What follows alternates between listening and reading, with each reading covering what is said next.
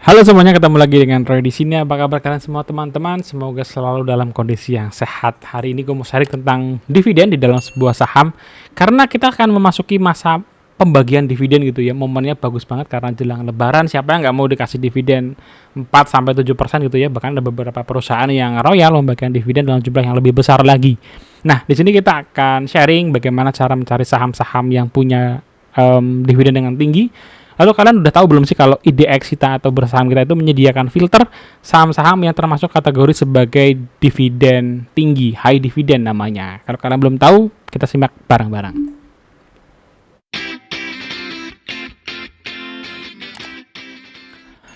Oke guys, sebelum kita mulai masuk ke mencari sahamnya di Stockbit, sebenarnya kita itu udah disediakan yang namanya IDX High Dividend. Ini adalah sebuah filter, sebuah pilihan dari IHSG ya untuk kalian yang suka banget menggunakan dividen sebagai salah satu faktor investasi kalian. Nanti kita akan juga mencoba memahami dan simulasi secara kasar bagaimana sih dividen itu kalau kita gunakan untuk investasi jangka panjang, pengaruhnya akan seperti apa.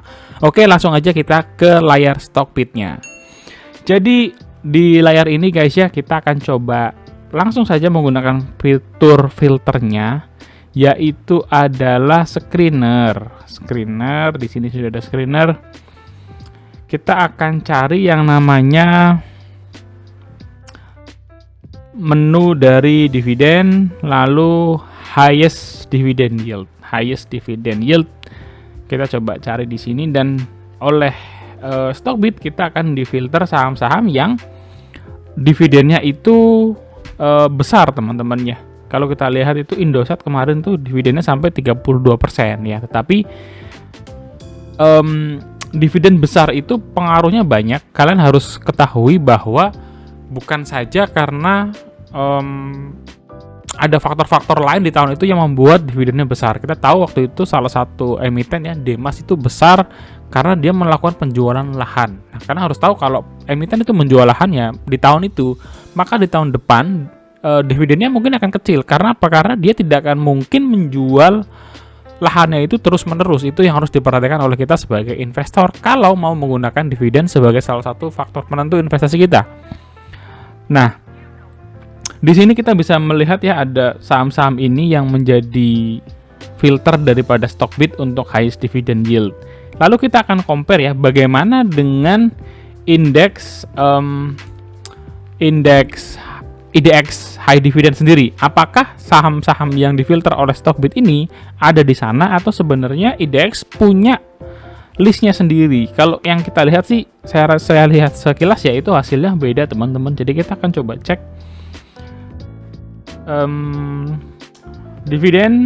dividen, lalu kita masuk ke highest dividend yield tetapi kita rubah edit screenernya, kita masukkan universe-nya adalah indeks IDX, ini dia, IDX HI High Dividend 20. Ini adalah 20 adalah dari 20 saham yang oleh IDX sudah dibikin kategorinya sendiri teman-teman. Di sini sama Stockbit sudah dikasih filter tambahan, yaitu 3%. Kenapa 3%? Karena gini ya, kita deposito aja minimal itu dapat 4%-an, 5%, kadang kalau ada promosi bisa 6%. Jadi idealnya memang dividen ini nggak boleh terlalu kalah dibandingkan dengan hasil daripada deposito. Kenapa? Kalau deposito lebih besar, ngapain kita repot-repot investasi, baca laporan keuangan ya, mengamati perkembangan dari saham tersebut, action dari perusahaan tersebut. Ngapain repot-repot? Mendingan kita taruh aja di deposito gitu ya. Jadi buat apa kita pusing-pusing kalau ternyata hasil dividen yieldnya kecil gitu. Cuman salah satu keunggulan dari saham adalah yang namanya capital gain teman-teman. Mungkin kalian masih bingung ya, capital gain itu gimana sih? Jadi gini, kalau kalian beli saham hari ini atau tahun ini ya, katakanlah BBRI di harga 4.000 misalnya ya, tahun depan harganya jadi 4.400. Jadi ada kenaikan 10% yang teman-teman dapatin, itu namanya capital gain. Itu ditambah dengan 3% atau 4% dari dividen yield yang diberikan oleh BRI setiap tahunnya kepada para pemilik saham BBRI gitu ya. Nah, jadi dalam setahun itu kurang lebih kalian akan dapat 13%, kecuali ternyata capital gain-nya tidak sebanyak itu di dalam tahun itu. Jadi dalam saham itu kita mengenal ada capital gain yang pertama, yang kedua adalah dividen bagi perusahaan-perusahaan yang menghasilkan profit dan memutuskan untuk membagikan profit tersebut kepada para pemegang sahamnya. Dan menurut saya, perusahaan yang menghasilkan laba gitu ya, itu sudah sewajarnya untuk memberikan dividen kepada para pemegang sahamnya. Karena kalau enggak, justru kita jadi bertanya-tanya ya, beneran ada duitnya atau enggak, atau hanya duit di atas kertas. Itu bisa menjadi dua hal yang berbeda ya. Kalau memang ada duitnya, harus kasih dividen dong, ya kan? Itu bukti bahwa ada uangnya di sana. Kalau memang nggak ada uangnya, itu yang bahaya. Nah, di sisi lain, perusahaan yang terlalu royal membagikan dividen, bisa sampai 100% dividennya dibagikan, itu juga menjadi tanda tanya buat kita. Karena apa? Karena dividen itu berasal dari laba usaha. Laba usaha itu akan dipakai untuk mengembangkan perusahaan di masa yang akan datang. Kalau misalkan semua labanya kita berikan kepada pemegang saham, kepada semua shareholdernya, kita sebagai shareholder senang karena di tahun itu kita dapat banyak dividen, dapat dividennya tinggi katakanlah ya, yieldnya tinggi. Tetapi kita harus berpikir bahwa di tahun depan atau di tahun-tahun ke depan, apakah perusahaan ini masih akan ekspansi atau tidak. Jadi kalau saya pribadi, saya suka dengan perusahaan yang membagikan labanya itu sampai sekitar 60 sampai maksimal 70%. Payout rasionya itu dibagikan kepada para pemegang saham. 30% lainnya akan dimasukkan sebagai saldo laba yang di kemudian hari diputar lagi sama perusahaan itu ya. Bisnisnya dikembangin lagi supaya menghasilkan laba lebih besar lagi di tahun-tahun yang akan datang. Itu perspektif lain daripada laba perusahaan gitu ya. Jadi selain bisa jadi dividen, bisa jadi saldo laba untuk mengembangin perusahaan itu sendiri. Oke, kita kembali lagi ke dividen ya. Jadi sama IDX High Dividend ini sudah ada listnya sendiri teman-teman, yang kalau kita compare dengan yang sebelah sini tentu berbeda ya. Kenapa? Karena sebelah sini kayak misalkan Elpin itu bukan masuk dalam listnya IDX ya, IDX High Dividend. Kenapa? Karena bisa jadi hanya di tahun ini saja dia membagikan dividen besar sebesar 27,5% dividen, yang sangat besar sekali.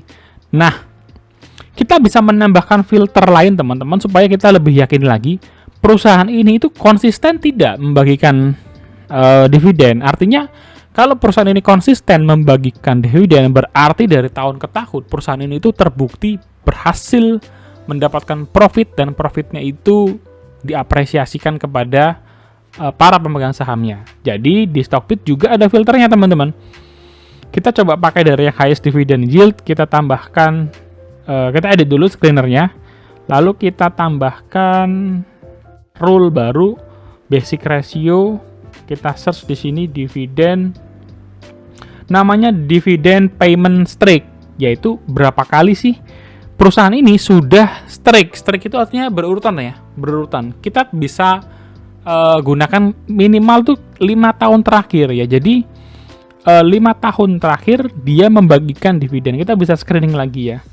Kita coba masukin ini dulu ya. Biar nggak lupa teman-teman ya. Kita masukin di sini. Kita bisa nggak ya semudah ini kita bisa masukin? Coba kita lihat. Bisa ya, kita udah copy di satu sheet terpisah. Jadi kita mau pastikan apakah perusahaan-perusahaan ini konsisten membagikan dividen atau tidak, atau hanya one time dividen gitu ya. Kita coba cek sekarang, kita sudah masukkan ya payment streak annualnya 5 tahun, 5 kali. Karena kalau kita menggunakan dividen sebagai faktor utama untuk menentukan, bukan faktor utama ya, salah satu faktor penting dalam investasi jangka panjang, maka idealnya 5 tahun adalah tahun paling singkatnya. Kita akan screen. Nah, setelah kita filter dengan lebih ketat, yaitu bahwa dividennya harus di atas 3%, lalu ada payment streak-nya lebih dari 5 kali, kita ketemu dengan pilihan saham-saham ini. Nah, kalau kita lihat dari pilihan saham-saham ini, sudah mulai ada yang berbeda hasilnya teman-teman. Kayak misalnya Elpin sudah tidak ada. Elpin ya, kita lihat Elpin sudah tidak. Indosat juga sudah tidak ada. Ya, sudah mulai ada saham-saham yang ternyata nggak konsisten nih bagiin dividennya gitu. Jadi kemungkinan perusahaan-perusahaan ini ya dia mempunyai momen atau mempunyai corporate action tertentu di tahun itu sehingga menyebabkan dia bisa membagikan dividen jumbo kepada para pemegang sahamnya. Itu teman-teman. Jadi di samping kita melihat dividen yield-nya itu cukup besar, kita harus melihat sebagaimana konsisten perusahaan ini untuk berkelanjutan membagikan dividennya. Kalau 5 tahun berturut-turut dia bisa membagikan dividen, artinya bisnisnya itu terbukti bisnis yang stabil, bisnis yang menghasilkan uang, bisnis yang kita bisa percayai di tahun-tahun ke depan, bisnis ini bisa akan bertumbuh juga gitu ya. Ini salah satu yang terlihat cukup konsisten di sini adalah Hexa ya. Hexa ini adalah perusahaan farmasi ya, kalau nggak salah. Jadi dia cukup konsisten membagikan dividen yield-nya ya, dan di tahun kemarin juga jumlahnya besar 23,5%. Di lain hal itu ada Demas juga cukup konsisten, ada POWR, POWR ini listrik cukup bagus juga 9,21%. Ada ADRO ya, sektor-sektor pertambangan sepertinya cukup mendominasi karena di sektor ini memang sudah terkenal royal di dalam membagikan dividennya kepada para pemegang sahamnya. Ada ADRO, ada ITMG ya, ada ITMG ini 2 perusahaan dari sektor batubara. Kemudian dari banking itu ada BBCA ya, yang di tahun lalu ada 5,73%. Kemudian ada BJTM, salah satu perbankan yang konsisten, royal, dan dividennya di antara bank lain cukup besar ya. Di samping ada BJPR ya, BJPR ini juga 6,77% di tahun lalu gitu. Nah, sekarang kita sudah bisa melihat bagaimana perusahaan-perusahaan ini, kita juga sudah bisa filter bagaimana mencari perusahaannya, bagaimana melihat dividen yield-nya, bagaimana kita juga bisa memfilter perusahaan ini secara konsisten bisa membagikan dividennya gitu. Nah, sekarang saya mau kasih lihat gambaran yang sangat kasar teman-teman di sini.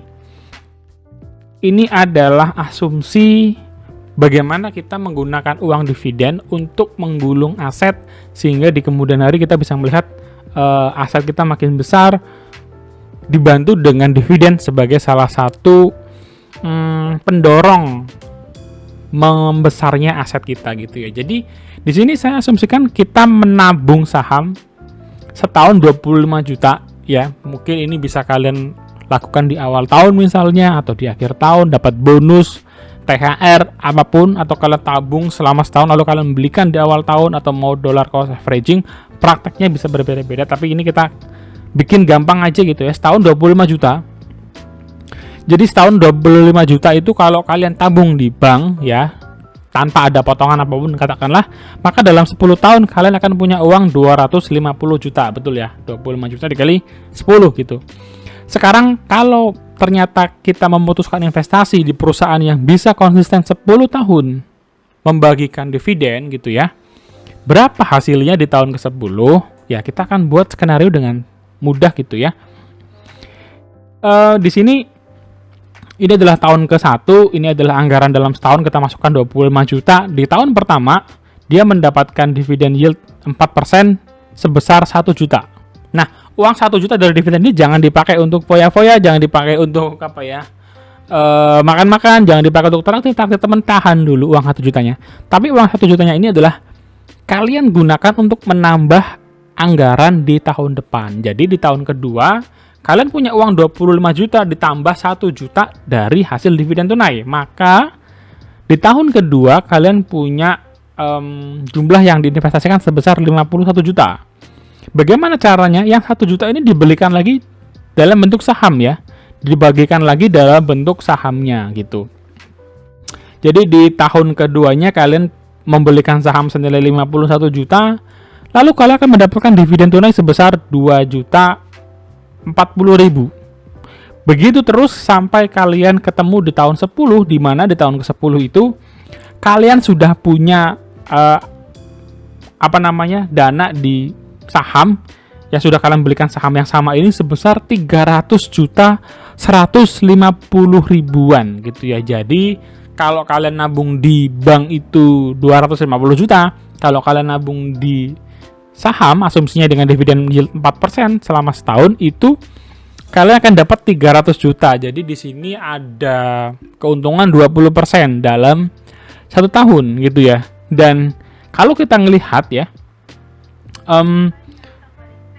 dividen tunainya di tahun ke-10 itu secara konsisten bertumbuh dari awalnya 1 juta, itu kalian sudah akan mendapatkan dividen sebesar 12 juta dalam setahun ya. Jadi ini jumlah yang cukup udah mulai lumayan nih teman-teman. Kalau kalian teruskan sampai tahun ke-20, ini ya akan lebih besar lagi gitu ya jumlah dividennya gitu. Di sini saya cuma terusin sampai 10 tahun gitu. Nah, tentu saja ini akan berbeda kalau jumlah dividen yieldnya lebih besar. Kalau misalkan dia bagi 5, bagi 6, misalkan kayak BJTM, BJBR tadi ya, dia bisa bagi 6%. Tentu saja ini akan mempengaruhi variabel di sebelah sini ya, karena jumlahnya menjadi lebih besar gitu ya. Ini kalau kita ganti menjadi 6, tuh. Kalau kita memilih perusahaan yang 6 yieldnya, kita bisa melihat bahwa semakin besar keuntungannya, karena memang yield 2% itu kayak nggak berasa ya, cuma 2% gitu. Tapi 2% konsisten selama 10 tahun itu ternyata memberikan efek yang luar biasa, karena di tahun ke-10 kita bisa melihat ternyata uangnya berubah menjadi 328 juta, yang artinya lebih dari 30% kenaikannya kalau kita compare dengan nabung di bank atau kita diemin saja uangnya ya. Nah, ini tentu saja hanyalah sebuah prediksi kasar, tetapi satu hal yang harus kalian pahami lagi bahwa keuntungan ini belum termasuk dengan dividen, belum termasuk dengan capital gain, capital gain, yaitu keuntungan yang kalian dapat dari selisih harga beli kalian pertama kali dulu dengan harga saat itu ketika kalian masih memegang saham itu. Jadi di samping kenaikan dividen yieldnya, kenaikan profit dari dividen yield itu, kalian juga berpotensi mendapatkan keuntungan dari capital gain ketika kalian memutuskan untuk menjual saham baik sebagian maupun seluruhnya gitu ya teman-teman ya. Dan kalau kita lihat ya, dari cara ini saja gitu ya, kita bisa menggulung aset dengan santai. Meskipun kalau saya sendiri sebenarnya dividen yield, dividen itu bukan menjadi salah satu pertimbangan saya gitu ya. Karena kalau kita lihat ya, banyak investor tuh justru yang lebih suka perusahaan yang menyimpan saldo labanya untuk mengembangkan bisnis di kemudian hari sampai akhirnya perusahaan itu menjadi sangat stabil dan memang sudah mulai hold dulu untuk ekspansi bisnis, dan mereka akan royal untuk membagikan dividen. Kalau kalian baca berita gitu ya, Warren Buffett itu bisa dapat dividen dari Apple ya, itu gede banget teman-teman, gede banget. Nah, bagaimana dia bisa melakukan itu? Tentu saja dengan ya dia udah beli saham Apple dari dulu banget gitu ya. Nah, kita mungkin sebagai investor retail, investor yang kecil gitu ya, kita harus menyesuaikan dengan planning kita ke depan, bagaimana kita akan menggunakan uang kita di masa depan gitu ya. Apakah kita mau mencari passive income dari dividen ya. Kalau kita lihat ya, kalau misalkan dividen yieldnya 6%, dalam tahun ke-10 kita punya 20 juta setahun. 20 juta setahun itu berarti satu bulannya 2 juta. Kalau kalian hidup di Jogja atau bulan 2 juta, nggak tahu ya, mungkin udah nggak cukup juga sih. Jadi kalian harus gedein lagi memang uangnya bisa. Ya ini kembali lagi sih, tergantung seberapa besar kebutuhan kalian per bulannya untuk hidup gitu ya, sehingga bisa mengandalkan hasil dari dividen. Gitu teman-teman, sharing saya di video kali ini. Semoga video kali ini bisa bermanfaat untuk teman-teman semua, terutama buat kalian yang menyukai dividen sebagai salah satu faktor dalam berinvestasi. Itu dia teman-teman, sharing singkat kali ini tentang dividen. Kita sudah cek filter di Stockbit untuk filter yang menggunakan dividen tinggi dari Stockbit maupun dari saham-saham yang sudah dipilihin sama IDX. Namanya IDX High Dividend 20, ada 20 saham yang besar ya yang sudah difilter sama IDX duluan.